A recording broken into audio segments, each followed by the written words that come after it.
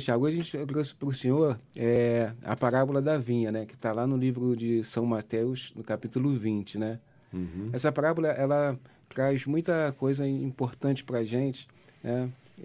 Que ela vai contar a história de um agricultor, né?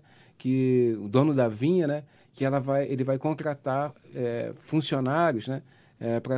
Para sua vinha, né?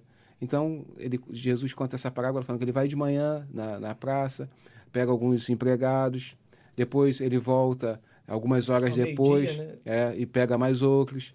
Depois, ao meio-dia, ele volta e pega mais outros. E depois ele volta no final da tarde, aí já no cair da noite, e vê aqueles que ainda existem homens lá e pergunta por que eles não foram contratados. Ah, porque ninguém nos chamou. E também contrata esses homens, né? Ao final do dia de trabalho, né, ele vai e paga o mesmo valor que ele pagou para o primeiro que ele contratou e paga o mesmo valor para o último que ele contratou, né? Aí a gente vai ver que lá no versículo 11, a gente vai ver assim, que ao receberem, murmuravam contra o pai de família, dizendo, ou seja, reclamando, os últimos só trabalharam 1 hora e deste tanto quanto nós que suportamos o peso do dia e do calor. Será que Jesus estava sendo injusto, né? Uhum. E a gente pode parar e se a gente trouxer para a nossa vida, será que uma comparação, será que como essa pessoa que de repente a gente pega uma pessoa que viveu a vida inteira na igreja, né? Desde a sua infância, viveu de uma família católica, foi católica a vida inteira, uma vida de santidade, né? E uma outra pessoa que se converte já quando é mais velho, lá para os 50, 60, 70 anos, e ela se converte. Será que elas também vão receber a mesma coisa? É assim que a gente pode interpretar? Essa é uma das interpretações que é cabível para essa parábola? Muitas perguntas numa questão só. Mas aí vamos tentar, assim, separando parte por parte. Primeiro, se ler bem esse fragmento, né? Mateus 20, né? Vamos perceber que estes que foram contratados como últimos, eles estavam o dia inteiro esperando a serem contratados. Sim. Um detalhe importante. Inclusive eles falam assim, engraçado, né, o Pai do Céu. Nunca tinha parado para pensar nisso. O Espírito Santo, graças a Deus, está trabalhando. Quando ele leu, eles falam assim, ficou bem em destaque no meu coração. Ninguém nos chamou. Sim. Eles falam. Não, mas exatamente né, isso que eu quero apontar aqui. Isso. Ninguém nos chamou. Então, isso ficou na minha cabeça. Eles estavam o dia inteiro esperando. Ou seja, eram Curioso, pessoas que queriam serem contratadas. E não foram. Imagina depois desse dia todo, chegando para casa e os filhos com fome perguntando ao pai, hoje não vamos comer nada, não? E o pai vai responder o quê? Não, em vez de, sei lá, 10 reais, eu trouxe R$1 só porque trabalhei 1 hora apenas. Eu te pergunto, isso seria justo com esses filhos? Seria justo? Não, né? Não, pois é. Então, nós, na verdade, temos problema tantas vezes com nosso conceito de justiça. Nós, às vezes, pensamos assim, justo é para todo mundo igual.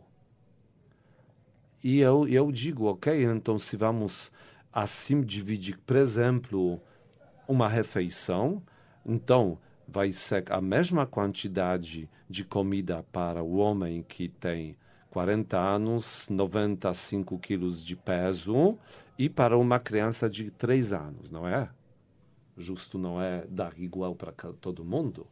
Ou seja, vai ter comida que essa criança não vai ser capaz de comer, né? Porque nem na mesma quantidade. Porque é certo para um homem de 95 quilos, ou este homem de 95 quilos vai passar fome, porque só apenas comeu aquilo que seria justo ou certo para uma criança. Né?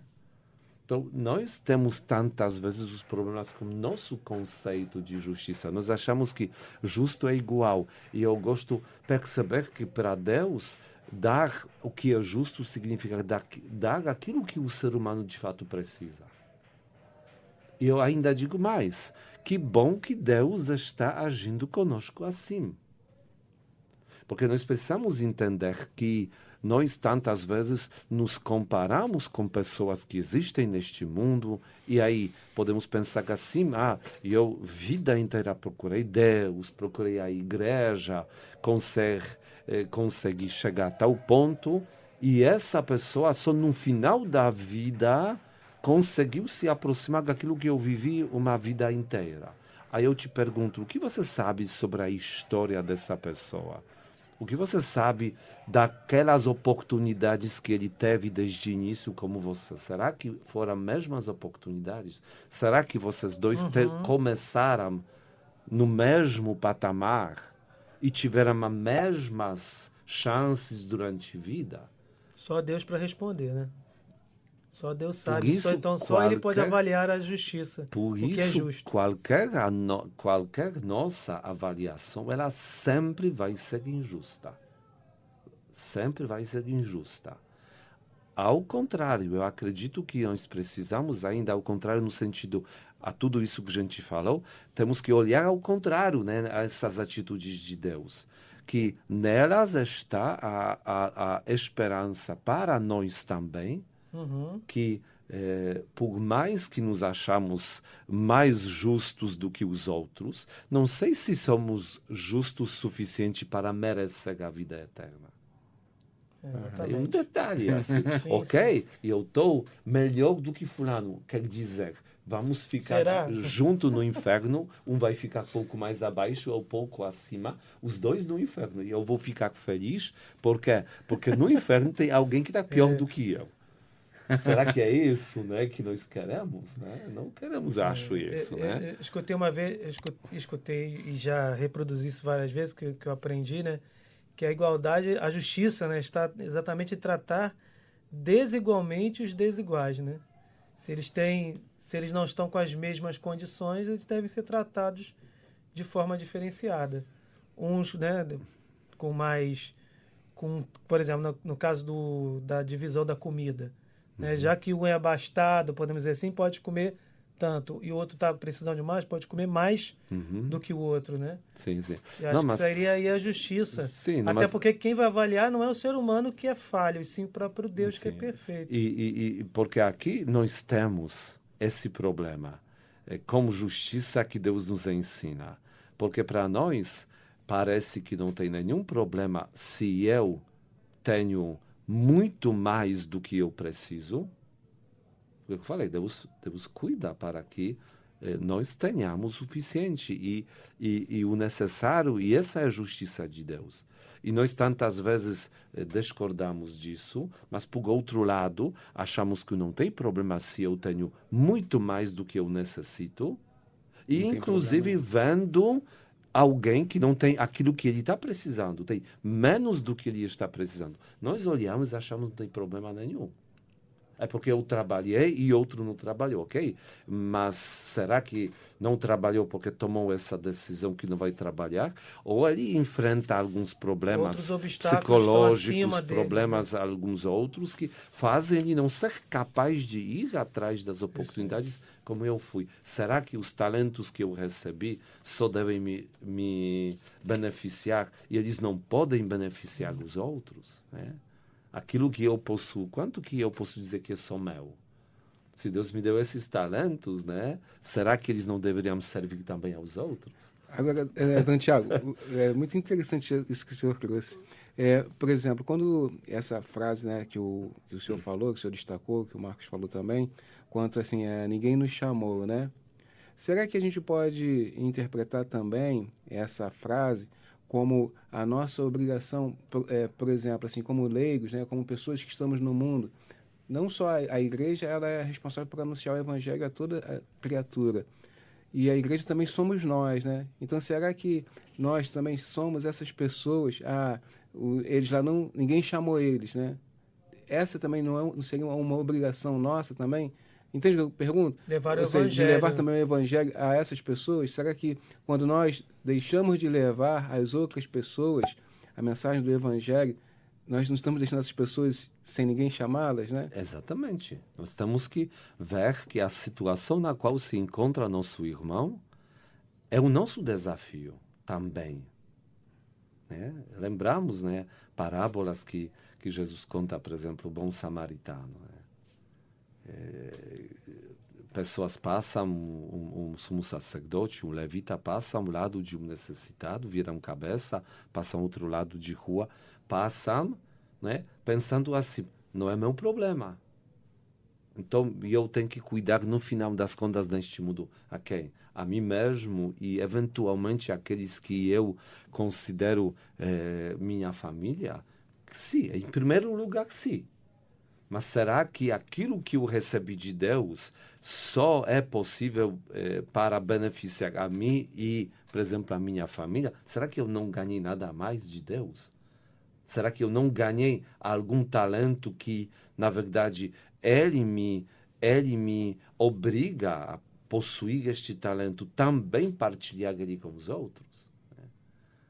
Então, são questões que, se olharmos corretamente a postura do próprio Deus, entendemos que Ele, em sua misericórdia, primeiro, Ele nos dá exatamente conforme a misericórdia e bondade dEle, e que seja sempre assim.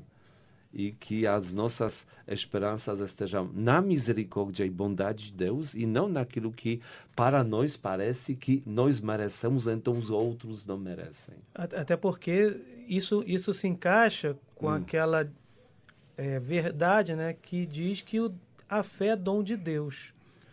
Né? Deus nos escolhe, não somos nós que escolhemos a Deus. Então, se a gente pensar direitinho, se a gente está na igreja há mais tempo, é porque nós temos esse privilégio. Deus nos chamou. Não é um mérito exatamente nosso. Talvez a gente, ao responder, mas Ele que chamou primeiro. Então, se por motivos do mundo, pelas dificuldades que tem, né, de também respeitar o livre-arbítrio, uma outra pessoa acaba sendo chamada no fim de sua vida, podemos dizer que também não foi tão culpa dela a ponto de condená-la todo o tempo em que ela esteve não presente na igreja, porque ela não foi escolhida. Sim, Também, sim. lógico que entra a nossa cooperação, a gente não foi lá e chamou, entendeu? Então a gente não pode tratá-la da mesma forma que trataria uma pessoa que já está há bastante tempo na igreja. Até porque não é mérito ter fé. Ou ainda... É Deus que nos concede. Sim, ou podemos ainda dizer uma coisa a mais. Talvez esta pessoa tinha direito de receber um apoio. Estou falando nesse humano espiritual aos 10 anos e alguém não cumpriu o seu dever. Sim, sim. E isso, no plano de Deus, deveria funcionar na história dessa pessoa a partir de 10 anos. Não funciona. Estou dando um exemplo. Porque não é? a pessoa que deveria teve o livre-arbítrio, e Deus respeita isso, de não levar essa... De não levar. Por isso, essa pessoa que poderia, no plano de Deus, já a partir de 10 anos, estar no caminho correto, não conseguiu entrar nesse caminho correto. Ao contrário, a atitude dessa pessoa, né, essa outra pessoa, né, fez que a pessoa se afastasse ainda mais do próprio Deus, do caminho da fé. Sim, sim. Então, se nós vamos olhar que ela, no final da vida, ainda está conseguindo chegar aonde Deus espera a todos nós, aí é um motivo para uma grande alegria.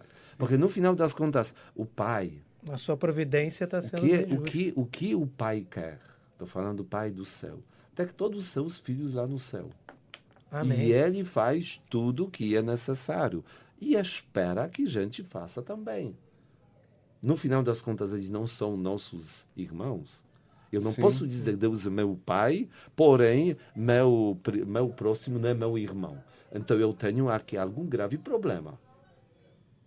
A partir do momento que eu digo eu sou filho de Deus, ou Deus é meu pai, eu preciso, como consequência, trazer para a minha vida a afirmação: todos os outros que existem neste mundo são meus irmãos.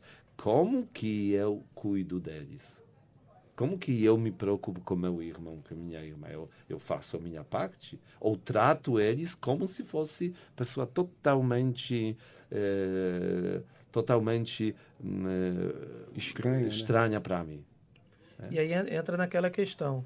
o Senhor, Deus, né, 1 Timóteo, se não me engano, Deus deseja que todos se salvem e cheguem ao conhecimento da verdade.